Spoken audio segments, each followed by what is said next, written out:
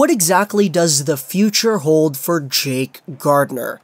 This is an interesting question because I think it was highlighted in a few other Leafs articles, and I think the Steve Dangle podcast as well, but Jake Gardiner is a guy who, in my opinion, will not have a long-term future with the Toronto Maple Leafs. And the reason I say that is because right now, he's making $4.05 million, and he has 1 year left on his deal. As a 28-year-old guy who's been consistently getting 30, 40, 50-point seasons, this is a number that is prone to going up, let's just say. His cap hit is in a position where it could definitely be improved on, and as a guy who produces at the rate he definitely does deserve more than 4. Let's face it, you could say anything you want about, oh, he cost him that Game 7, oh, he's not really a defensively good guy, but hey, as a guy who gets the amount of points that he does, and who consistently performs at a good level each and every night, that one game isn't a reflection of his entire package as a player. I think most people can agree on that.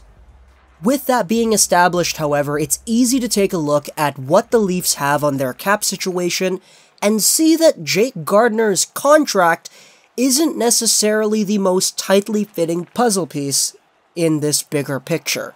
If the Leafs are going to get guys like Nylander, Marner, and Matthews all under contract, it will most likely be to the detriment of other players around the team.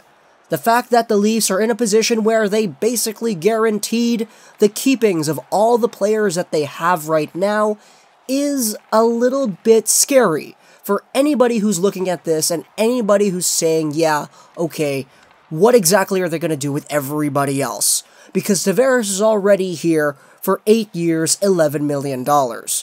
Matthews, Marner, and Nylander are going to get their money if it's able to happen, and we all know that Patrick Marleau is most likely not going to be here for the long term, so that $6.25 million is probably going to get off as well.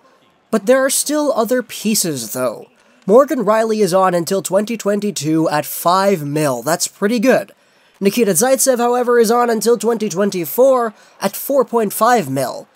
If Zaitsev is at 4.5, what the heck is Gardiner gonna ask for? And I know there was the whole, UFA thing and everything, but hey, they're 2 players on the same team, and one of them is getting paid significantly more than the other.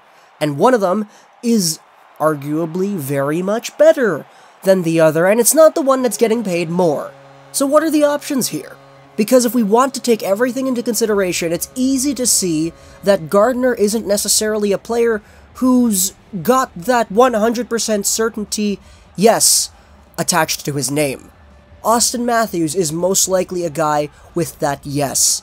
He is a guy that most people can look at and say, yup, he's staying on this team for a very long time. But Gardiner is not necessarily in that same boat, because everything that goes on around Gardiner is going to depict what happens with his future with the Leafs. And whether or not they have the cap space going forward, it leaves a lot of holes and opportunities for Gardiner to either be traded or, worst case scenario, walk in free agency. The guy's 28 years old, and this is most likely going to be the last time he'll sign a big, quote-unquote, NHL contract.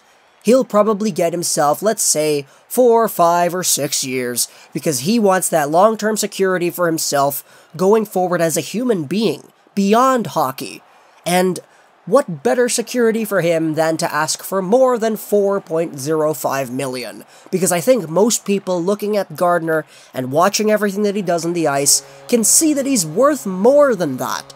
He's worth more than Nikita Zaitsev at 4.5. He's arguably worth more than Morgan Rielly, who's on a really good contract at 5, too. Jake Gardiner at 28 years old is a guy who's looking for money because that's life.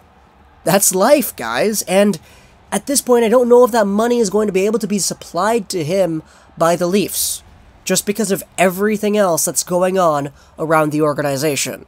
So long story short, Jake Gardiner's future all depends on what happens with everything else. And everything else is going to depict whether or not Gardiner needs to be traded, or whether or not he'll be able to stay on the Leafs for the long term, because I think, as a guy who's in the position that he is right now, there's no way in hell he's taking a pay cut to stay on this team, because he's already been quote-unquote underpaid for these past few years. He kinda needs to get money, right? I think that's the only fair thing to say at this point. Hope you guys enjoyed this video. Plus, at the Stroll Sign Gaming, and bye.